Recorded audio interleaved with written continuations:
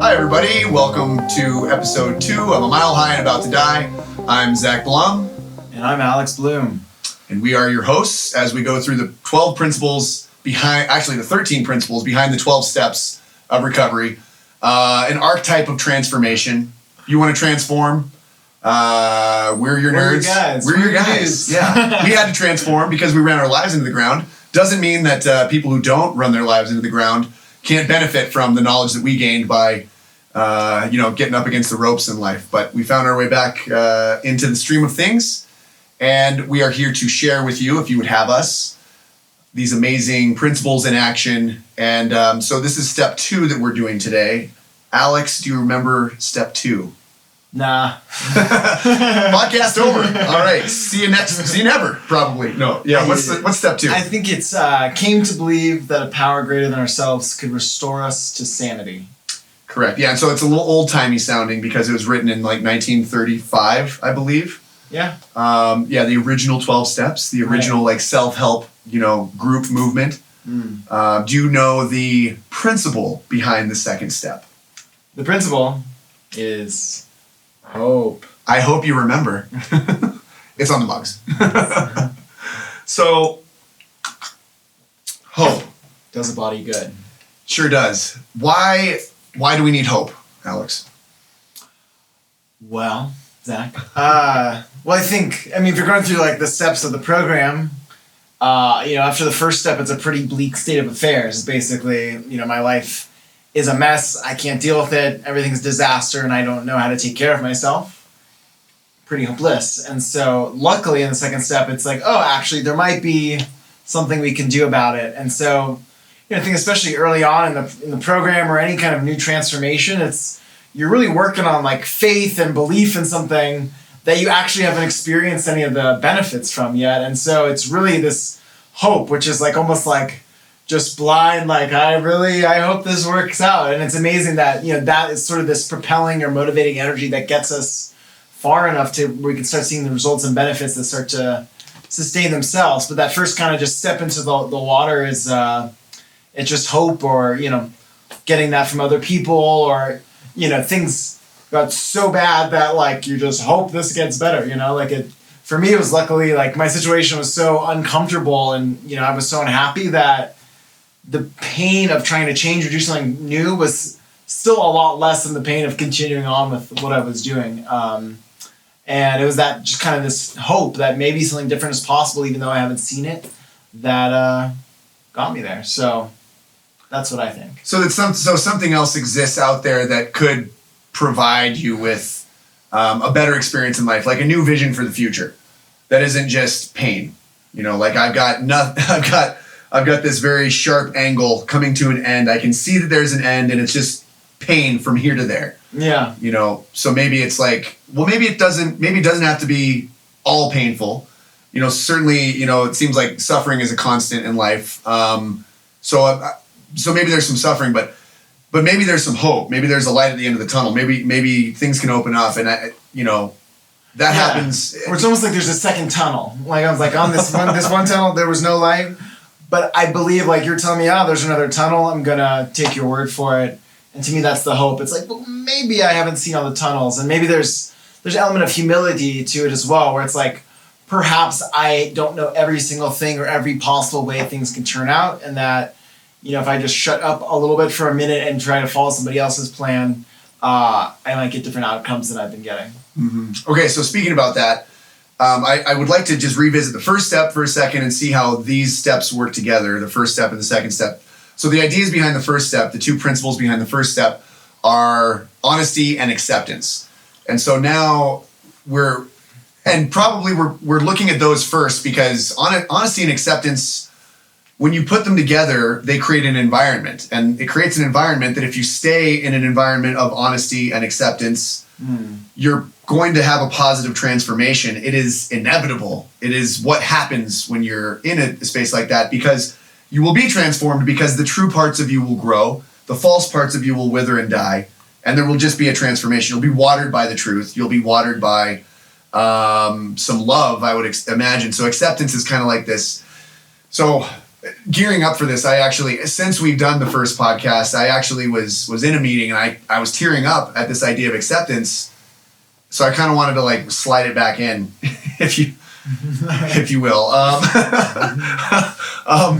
With this idea that I was dishonest and not accepting of myself. So I was like dishonest. I wasn't able to look at the truth about what was going on with me with alcohol, which was the most insane thing happening in my life. There were other insane things happening, but there was this dishonesty that was protecting it.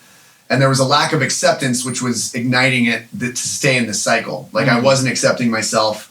It was like there were parts of me that needed to be accounted for, that needed nurturing like anything else. And I think that I just had a lot of old anger in me that was just kind of running time. Whenever I was sober, I was just hard to be around. I remember feeling like it was hard to be around myself. I couldn't stand it.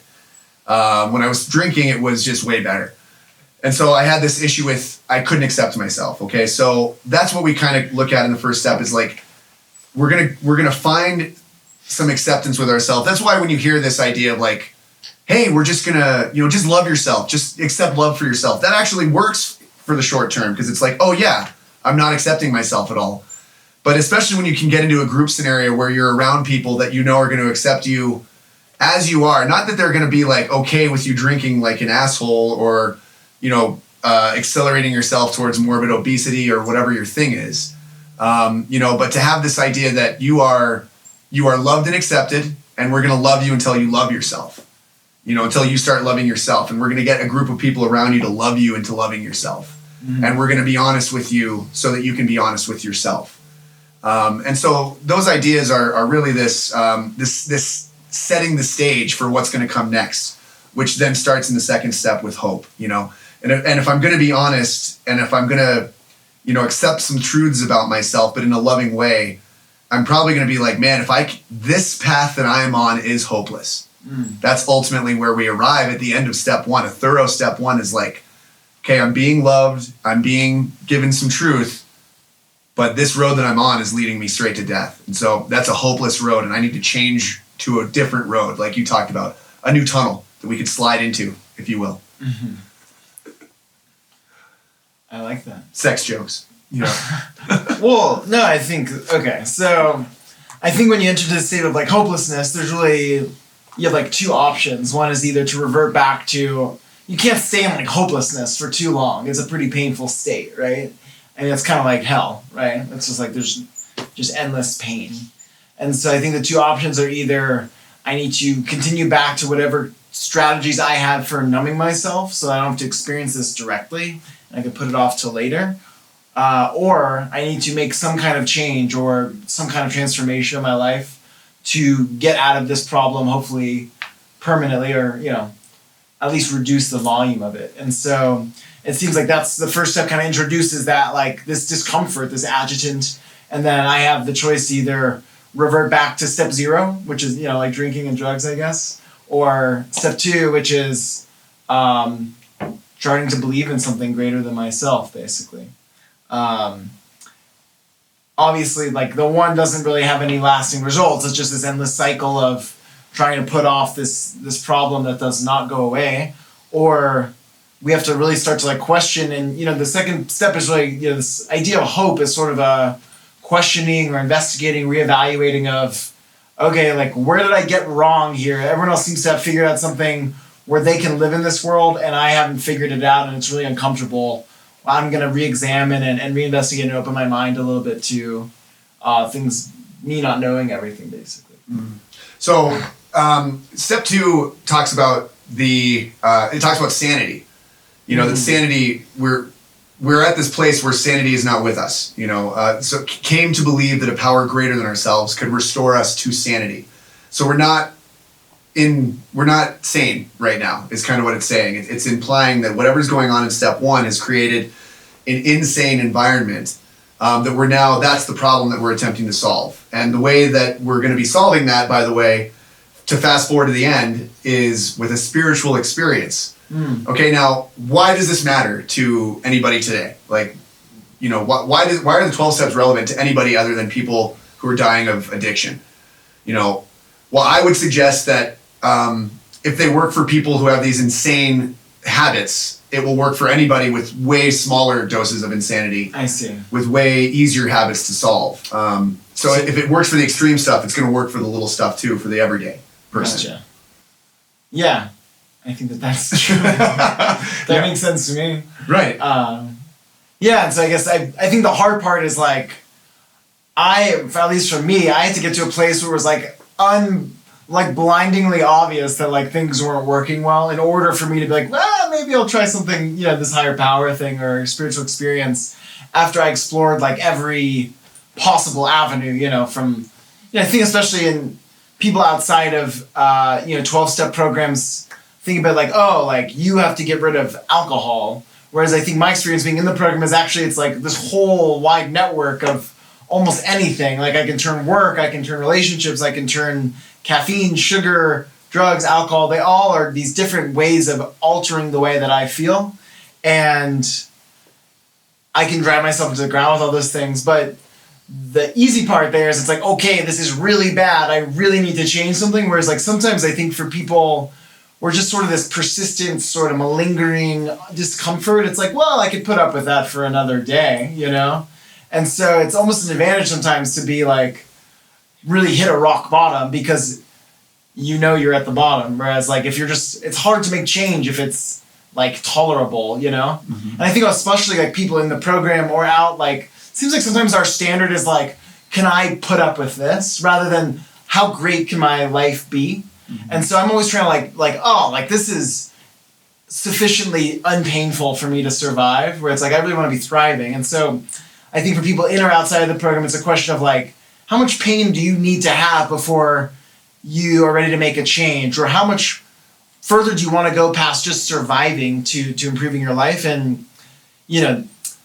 the like spiritual path. I mean, for me, I think it's maybe useful to know, like, I think it's fair to say you're a Christian. I'm not really Christian. I'm not at all. But I've also found a higher power, a spiritual path that's worked for me. And, I just don't want it to be like excluding people like, oh, like Jesus isn't my Lord and Savior, like my people, we killed him, so. Well, I'm way more like the guys who killed him, I can guarantee you that. Yeah. So, my bad.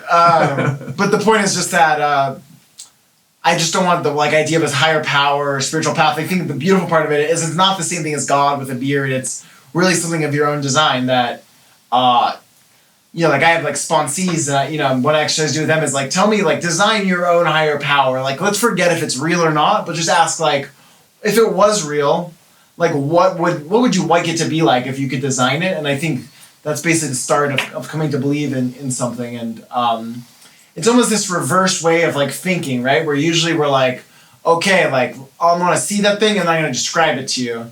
And it's actually kind of like you describe it to me and maybe it'll show up, Mm-hmm. Well, and I like this idea of higher power. I like that language because it's inclusive, and I've always been the kind of person that's like, I want to exclude everybody who's not being inclusive. Yeah. So paradoxes, they follow isms, and alcoholism and drug addiction. It's not a big deal. But what we're really talking about here is we're talking about doing an investigation and into what a higher power in your life could be, and so. And it's a really expansive term, right? Like mm-hmm. The U.S. economy has more power than me. Like it's not hard to believe something has more power than me, right? Like the roadway system directs a lot more lives than I do, and so I think it's just an element of humility of saying it doesn't let go of this idea that there's a man in the sky tabulating, accounting for souls, and I think it's just. Can you believe to start that anything has more power than you? If you're not, you're probably an asshole. Right. I was. Yeah.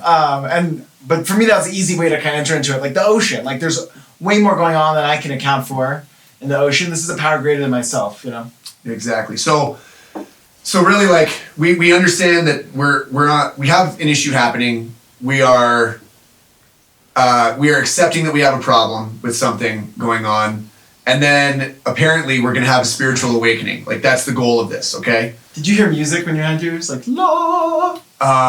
It was like a burning bush, but it was like a pubic bush. You had a burning pubic bush.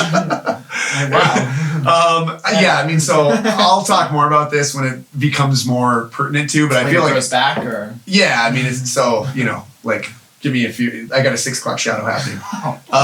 No, so, really what I'm talking about here is not burning genitalia. It's, we're talking about something, we're lowering the bar on the language first of all. Yeah. We're lowering the bar so that we can find a common experience, okay? So in psychology and in therapy speak, we're talking about worldview. So worldview is this idea of whatever you think that this place is, called reality, and whatever your definition of what the good life is, and whatever your definition of who gets to live it, and your ability to access that or not access that will basically dictate your ability to enjoy life in a bigger, better way and have like a life with increasing health and joy and freedom and happiness, as opposed to less and less of those things. So I had a worldview problem. The 12 steps solved my worldview problem. And I think this idea of allowing myself for the first time to be open to the idea of a higher power, if you're willing, not if you're willing, if I'm willing to talk about God from the place that I was, as sick as I was and as closed-minded as I was, like didn't believe in any of that shit, if I'm willing to talk about God, it means I'm willing to talk about anything. If I'm willing to change on that idea, if I'm talking about it and thinking about it, I guess I'm showing that I'm willing to change on my ideas there, to open my mind to other ideas that, okay, if you're going to turn something invisible visible, that's going to be a tall order, but maybe there's something to that, and the idea is, well, who benefits from going into that exploration? And that's this idea of like, okay, I'm finding a new path. Well, it seems like all of these other people that I know who are in these meetings, who are doing these 12 steps, the way that it's prescribed to do it, like with another person, they're mentoring you through it. They've been through it already themselves. They're showing you how to apply it to yourself. That for some reason, this idea and expanding your ideas about what a higher power could be, looking for better ideas about what it could be, can change your worldview, can change your idea of what the good life is, can change your idea of how to get there, can change your idea possibly of, can I actually live the good life inside this reality? And those are all things that I needed. I didn't have any of those things. All of those things were inescapable to me, or this reality seemed inescapable, and yet it was pain and suffering. Everybody else was good but me. These were rules that I had. I just didn't ever speak them out loud because they'd sound ridiculous, and then I couldn't have those as my rules anymore. So for those to be my rules, they had to say rooted in the subconscious. So what were we doing here? We're investigating into the subconscious. We're using the conscious mind to shine a light, like a spotlight, into this vast, dark array of like this supercomputer that is my subconscious mind. Now, are there any quotes related to that are on this computer that might speak to what might get in the way of that? Well, I could get on the internet real quick, click. Yes, actually.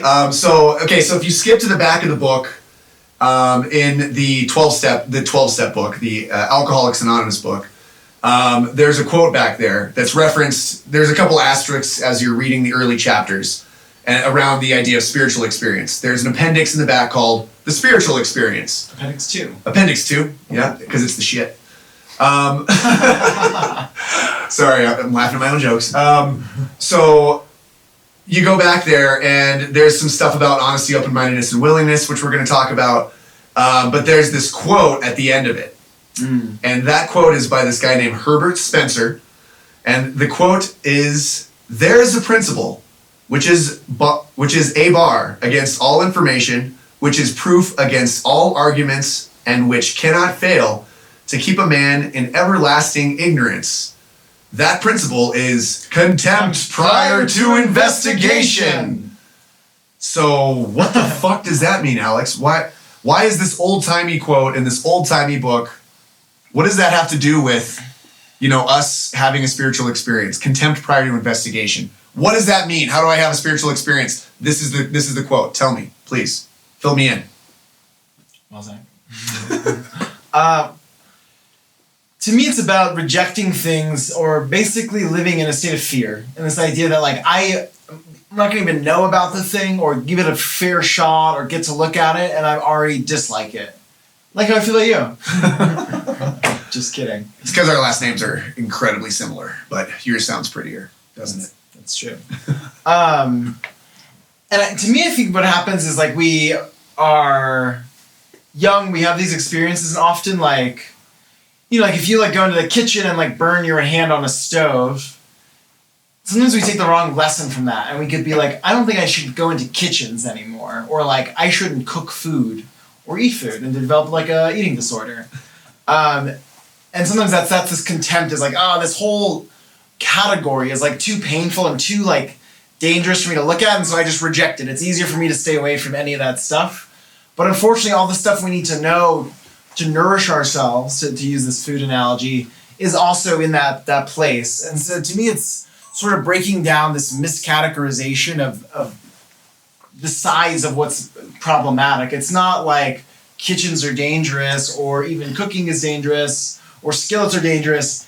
You just shouldn't like touch open flames, you know? Mm-hmm. And so to me, this is about like stopping and like having a little bit of humility around like, okay, maybe I don't know the perfect way the whole world is organized. I'm surely not getting great results as somebody who knows how to navigate the world so perfectly. And so I'm going to like reopen my mind and not think that I know the answer or dislike things, or maybe even being willing to relook at things from a new angle that previously I've just been like, it's been easier just to put off, you know? Mm-hmm. So you're using your brain, you're using your intellect in a way that's not helping you at all. It's kind of, you know, keeping your mind closed, you'd say. This contempt prior to investigation, meaning like, I'd rather just dismiss something than have to investigate it. Yeah. It's so easy to dislike stuff. Right. Well, like, there's science behind that. Your brain has to do work if you're going to change it all. So in terms of like going from from a place of contempt where I don't have to investigate to investigation, well, now your brain has to do work. And, you know, evolutionarily, like anytime your brain had to, you know, learn a new system, you were in a vulnerable spot where you could be probably eaten by a bunch of lions, I'm guessing. Eat your face. Yes.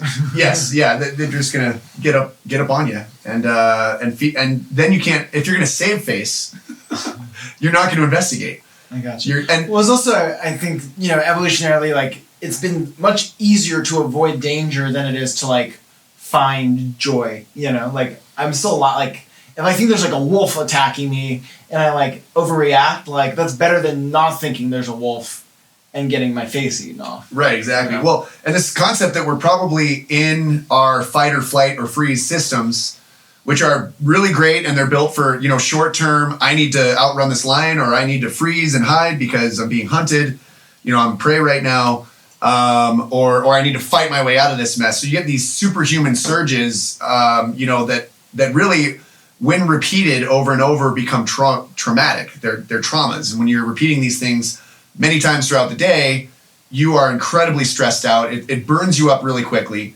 And essentially, you know, when you're in that system, you don't want to be investigated, you know? So it tends to kind of put the army in charge of the city, if you will. And the army doesn't want to be investigated about why they're still in charge after all these years. They want to snort cocaine. Yes, they do. And probably get some, you know, certain objects to snort them off of, you know, or people. Whatever floats your boat. So I'm just, you know, if you're... It's just armies. It's not up to me. This is an army thing. It's not me, okay? So the idea here is that, you know, we have contempt prior to investigation. We're not trying to investigate because we're in some traumatic state. Okay, now this is where we're talking about everybody has these. Everybody has what you would call traumas from the time they're a young person, okay? Like when you're a little child and you're stepping from this idea of perfect love within, you know, being held by your mom, you know, in her arms. At some point, you're going to go and interact with other people, and you're going to realize that, you know, you're going to notice differences. There's being made fun of. There's like I was like really like cute as a child, and I felt like up to like 30, I was like, can I just be cute? But like it doesn't. Like, oh, like did I steal that money? But I'm so cute. They're like, you're not cute. You're unemployed. Nobody likes you. Yeah. Unlikable. And so I think having to deal with the real world, like that, like cute little nurtured baby does, like as an appeal to people. Like no one likes other people's babies. You know? Right. I don't even like my own. Right. I don't have any. Yeah. Yeah. Exactly. You dislike them so much that you just haven't gone there. So you know. So to go back to this, like one last time, my ego's in charge. Is really kind of what it is. Some idea of I need to preserve my body. That's kind of what these systems were built for. I need to survive physically. It's like I'm on loop also. Like I'm not really consciously processing. It's like, no, like I'm not into that. Like move it on. Yeah. And it's a lot of work to deprogram. Well, you know, like they do in like World Wars I and II, they were giving, you know, the troops who are on the front lines, like right before a surge, you take some pills. And those pills were amphetamines, you know? And so it's like in times of war, it's been known to do, and actually, do you know that Hitler was on drugs like the whole time? I did. Yeah, crazy. Yeah, he was being shot up with like crazy amounts of drugs. Weird. So, and Kennedy, I think. And what? John F. Kennedy. Yeah, probably. I mean, but he's on our side. Yeah. It's not important. Keep going. Yeah, it's war, you know. So basically we have this situation where we're in this system that is trying to preserve ourselves physically, and so obviously so our outer world is taking over from our inner world. So we're spending all this energy on preserving the physical body, and then there's no energy left over for what's really important to what's really going on in me. And obviously, like last time I checked, it's mostly peaceful, at least here in the United States, definitely in Colorado. You know, so I think the idea is like we need to acknowledge that we need to find a safe space, and we need to get into that space and start to get vulnerable with these things and find a new path, okay? So that we can, when the ego is in charge, we're running into a lot of trouble, okay? So we're going to investigate, and we're going to set the ego aside to start investigating, well, what creates the ego anyway? What's really going on in me that I'm running around in a state of trauma all the time? And what we're going to do is we're going to go looking for what these traumas were. Mm.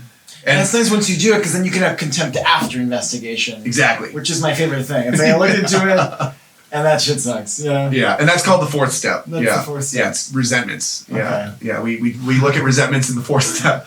But yeah, that is a thing. It's like, okay, I'm going to turn into where the pain seems to be coming from. I'm going to turn to the inside instead of running to outside things to numb the inside so that I can survive. Actually, the enemy isn't out there. The enemy is in here. Mm. And it's like reliving these traumas again and again and again. And, you know, for me, it was a divorce, you know, and me taking on the divorce. And, you know, so it doesn't have to be...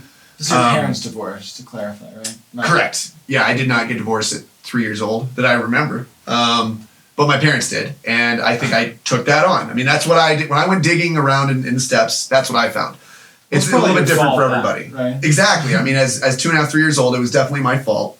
You know, so and that's the thing. Like the subconscious mind is ruled by a perspective of a 2 to 3 to 4 year old. Mine's 4. It's mature. Oh, okay. Very mature. Yeah.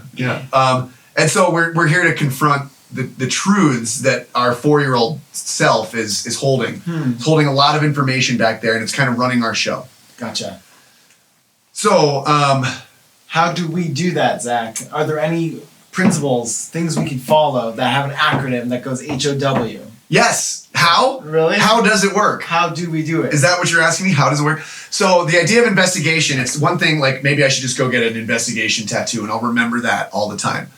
Well, okay, there's 3 elements of this, because investigation, again, we talked about truth force in the last episode. I always think Gandhi. Space Force when you say that. Yeah, well, that too. I mean, we're searching for truth out there. Well, maybe. We don't know. Gandhi talked about, just bring it back to Gandhi, bro. Gandhi talked about truth force. Satyagrahas, those were his... truth soldiers. His truth soldiers, yeah. These revolutionaries that were nonviolent, and they were there to try to search for the truth and find it and expose it so that things could improve. And so if we're going to do this truth force, we need some more tools. We want to break down truth and honesty a little bit more. We talked about it in the first step. We're going to go a little deeper in honesty, open-mindedness, and willingness are now these 3 elements of truth. And so I'd love to hear your take on, you know, what do those 3 words mean to you, and why is this necessary to go on an investigation?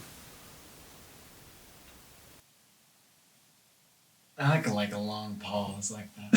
I noticed that. Yeah. So I think there's honesty, open-minded, and willingness. And so I think for me, like, I am prone to delusion, like moving away from reality. For on one hand, like I want everything to sound better and more important and more exciting than just being like a regular human being. Like that human being stuff, that's like for suckers. Like I'm on this like God level and I lie like a god, you know? And so one, I need... When you say it, it becomes the truth. Right, yeah. I hear ye, hear ye. And so one, like, you know, I think especially being, you know, I've heard tell, it's a great phrase, I've heard tell that, like, actually sometimes being more intelligent can be difficult in getting sober or getting your life back together because it's so easy to, like, twist lies and convince yourself of stuff. I convince myself of stuff all the time that is not real. Or, like, really sometimes it's, like, weighted incorrectly. It's like, everybody hates me. It's like, actually, no, just a few people hate you, you know? And so, for me, honesty is both a practice outwardly so that I can, like, be who I am and represent that in a way that's in touch with reality, and also is a practice for myself internally because I will lie to myself more than anybody about just the severity of things, the importance of things, the non-importance of things. So for me, there's this level of just kind of like being honest, like I'm going to accept things as they are and work from that position because that's the only real one there is. Like I'm going to be affected by those circumstances, whether or not like I agree that I'm there, I happen to be there. Open-mindedness, I guess, is this idea that, you know, I need to kind of reduce my ego and realize that I don't have it all figured out. You know, I regularly brush my teeth. I do. Twice. I floss at night, but Such they're still teeth. They are. My parents paid a lot for these braces. Nice. And I get them. I've whitened them. It's not natural. Oh. Don't tell anybody. Do you get a tan as well to make it? It's a natural olive skin, isn't it? It is an olive complexion, yeah. I'm It's envious. true. Yeah, I'm this so is. I envious. don't tan. Other than that, though, I still don't have it all figured out. Other than I do floss, and so it's just this idea that like I need to like slow down, realize like maybe some people, not everybody, have things to like share with me, you know, and like maybe Zach has like wisdom, experiences, information, relationships that like I could benefit from, but I need to like quiet the ego and like be open to accepting things from the world, and I think that's also like realizing you're in a place of safety that like if I open like my door, like a demon isn't gonna rush in and like cut my head off or whatever, but like it's safe. I can listen to Zach, whatever he has to say is not gonna like destroy me, you know, and I'm in a safe place to open up my mind and change. And I think the last part is just willingness that like nobody, you know, sometimes it's funny like with the program, like it's not this like magical, like it's not like you get hit with a wand and like all of your life is better. It's like I did a bunch of like work and like ran, like I lost weight because I ate healthier, not because like someone like blessed me with oil, you know?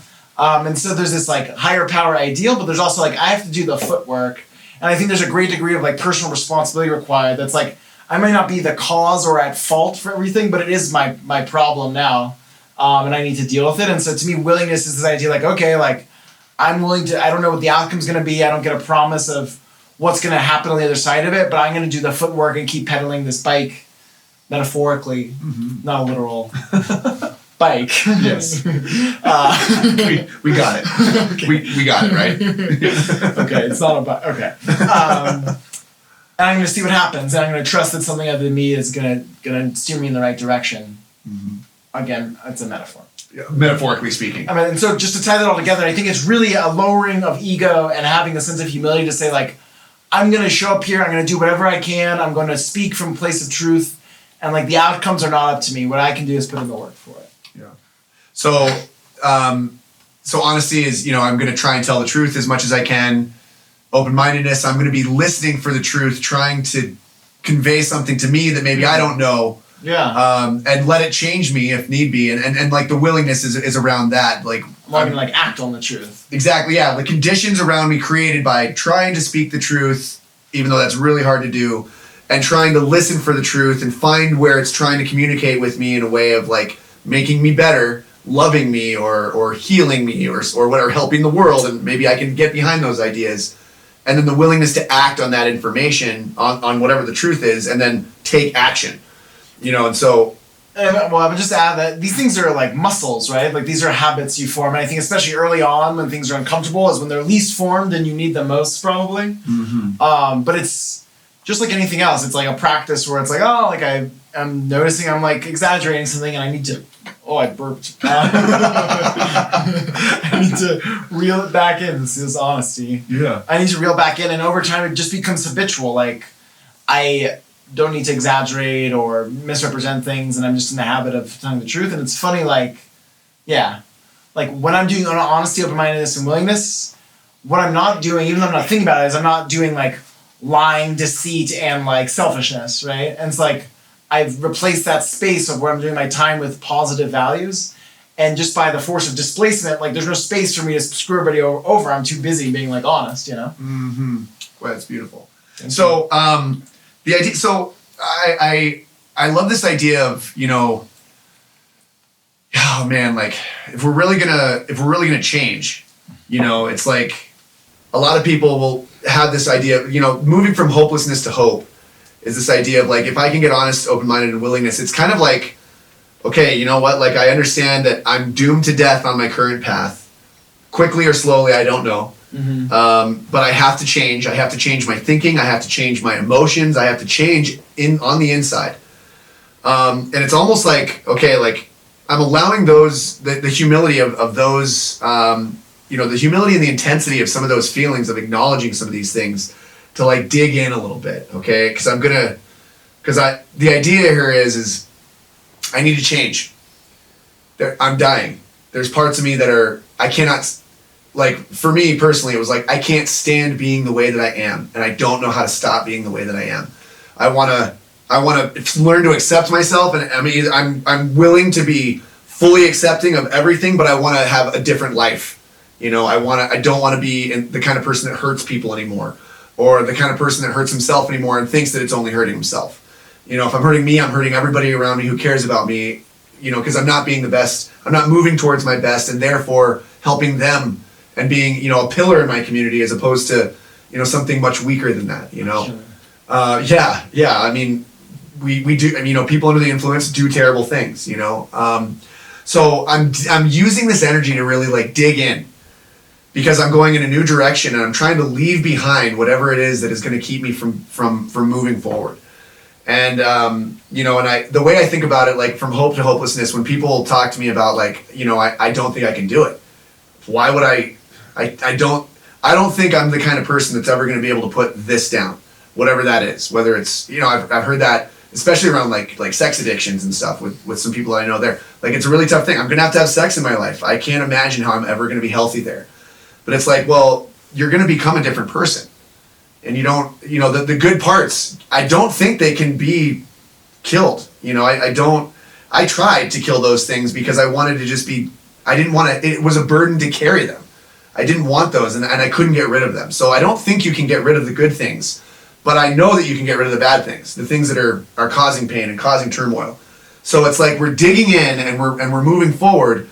And it's like, if you've ever in your entire life had an intense struggle with something like it's easy with athletes, you know, like, have you ever been to that place, you know, where you cannot possibly, you're working your ass off, you're at the end of, you know, this long, you know, let's call it a race, you know, you're at the end of this long race, you're cramping up, and then and you cannot go one step further. Nope. And then you go one step further. And something inside of you pushes you on. And this is why, you know, I personally love attending 12-step meetings, because there's always new people. And when you're there, you know, new people are just, I mean, they're it's incredible that they've gotten there. When you're talking about some of the levels of these addictions, you're hearing some of these people's stories and you're like, I have no idea why you're not at a bar or a liquor store right now, or on a corner somewhere, or in an alleyway, you know? And you hear these stories and you're like, okay, what is it that you have inside of you that some power greater than you is fighting their ass off to get you here? You know, in the middle of this space where your life could be saved, and that thing inside of you could find a new pot to be planted in so it could grow and blossom.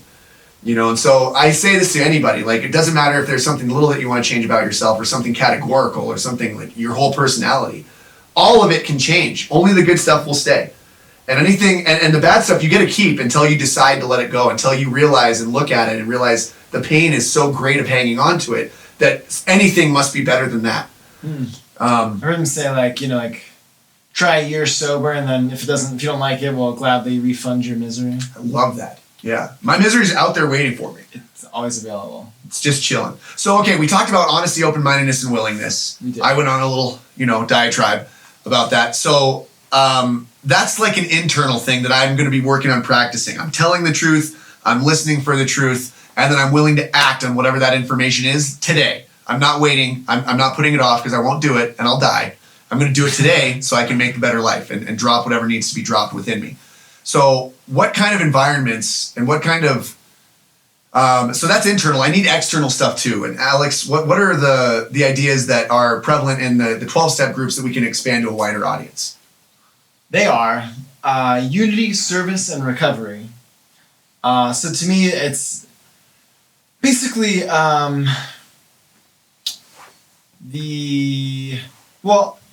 changed the order here a little bit, but I think there's basically kind of like 3 levels of it. So there's this idea of like recovery, which is me, like for me to help anybody else, first of all, I have to have my own act together. And so it's this like kind of individual level of recovery. Like I'm going to stop creating enough wreckage in my life so that I'm in a position to do anything for anybody else now or in the future. And so it's kind of this personal responsibility. And then I think there's this level of unity. Unity.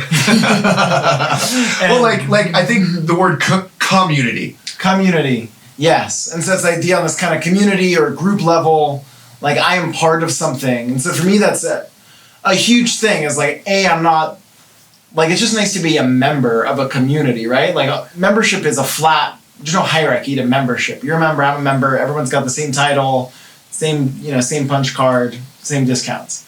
And so the idea is that like I'm not bigger than you, I'm not smaller than you, I'm not the worst person or the best person or the leader or the follower, like I'm just a guy in the group trying to be a part of it. And so to me, that leveling again of ego, of being part of a community, once I have, like I can show up, I've done some recovery or I'm in the process of it, and I'm in this with other people is a very unifying force.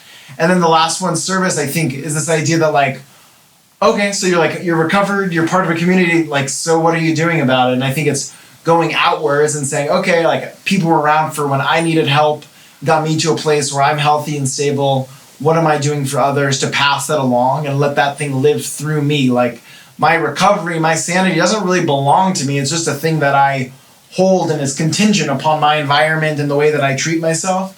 And I can either pass it along or I could probably start to eat away at it and lose it. And so, I think a lot of people in the program really emphasize that if you don't pass it along, you're not really going to stay sober or clean or whatever words you want to use for very long. And so it's, again, this individual level, being part of a group, and then contributing to that group is the outward manifestations of kind of the path to recovery.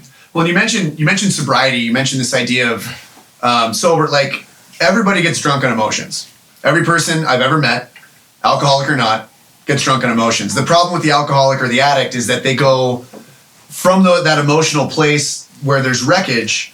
They will go and make it a real physical commitment with drinking or with some kind of chemical or behavior that then is destructive. So an emotion leads to this destructive behavior. Both it disintegrates them and then their community around them. So and then you're in a bad situation, which then generates more shitty emotion. Exactly. So you get hooked on these emotions, but then you're getting outcomes from it that you might be hooked on, like the orgasm or the high, the feeling of the effect produced by alcohol and drugs. I like to get drunk within a dash of oblivion.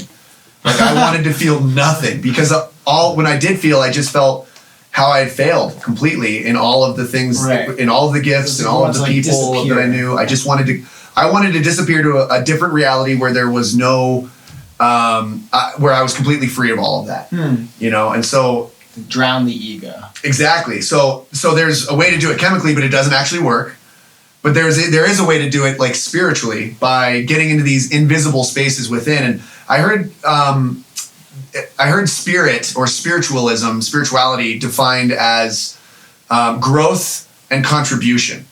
I think this idea of growth and contribution exists within unity, service, and recovery. Because first of all, like service and recovery are really, service is contribution. Recovery is what are you doing to grow yourself? So when I'm talking to people who aren't 12-steppers, I've had people ask me, because apparently I'm so happy. People are like, how did you do this? And I'm like, well, you don't want to do my plan, because I had to go to hell first, and then I could go to heaven, Like, I'm in heaven now is the idea, like this is a really good outcome for me, especially compared to what I was at before. So, but what I'll tell them is like, I'll apply these ideas of unity, service, recovery. I'll be like, okay, what are you doing for community? Who are the 5 people closest to you? We've all seen that meme out there, right? Like, the 5 people closest to you, proximity is power. You're going to be like them. So who are those people? Are they toxic or are they good for you? And that. And you probably think of one right now that's like on the chopping block, and maybe you need to give them some grace, and maybe you need to have an honest conversation with them. So anyway, unity, service, recovery is that idea of this external world, this external environment that I want to put myself in. And if you're not in a 12-step group, a 12-step meeting will do all of those things, and work with a sponsor. It'll do all those things in one shot. That's why we have those meetings. We need those things in our day, and we don't come with them prepackaged usually. So, if you're not a 12-stepper, you need to have a community that you're able to practice those things. Try to make it into a one-stop shop, and try to do it every single day. Have some community in your day, have some service in your day, and have some growth in your day. And that mixed with honesty, open-mindedness, and willingness. Those are your internal practices of how am I going to bring more of the truth into being today, and take action on that. That gives us this new hope. This is our path. These are the conditions through which we will be purified, if you will, or the best of us will come out and the worst of us will die away, or be improved to a place where it's at least passable, hopefully. So that's kind of wrapping up step 2 with hope today. We do have a challenge for the week, a call to action. Alex, what is it? Well, Zach, I think just to kind of pull from what I was talking about earlier, in the process of coming to believe that a power greater than ourselves can restore us to sanity, I think we have to start to at least work on what is that power, right? And so I would ask that people just stop and make a list of set aside, is God real? How does the universe work? Let's just say if you could design a power greater than yourself, again, it doesn't have to be a man with a white beard, whatever it could be, what would be the qualities or ways that being would be in this universe, and what would they believe and how would they act? And just write that out and start to really spend some time thinking about how a higher power could work for you, kind of throwing aside the judgment of religion and all this stuff, but just what can that be for you? Nobody else has to read it. Nobody else has to see it. It's just an experience for ourselves. So that is the call to action. Woo! So we're getting into action today. We're going to experiment and go on an investigation and see what kind of God would I like. And I guess that would be cool. Higher power. The bonus point would be send it to us either on Facebook or Instagram or our various social media channels. And I'd be very curious to hear how you designed your God. Yep, or message us privately as well. I've got a ton of private messages from people, text messages and Facebook messages from everything we put out thus far. And I'm really touched by so many people reaching out and letting us know to keep going. So we're going to keep doing that. I haven't heard from people telling us to stop. So if you are one of those people, don't tell us. Please stop. Please, we want to keep doing this, and we're putting ourselves out there for you.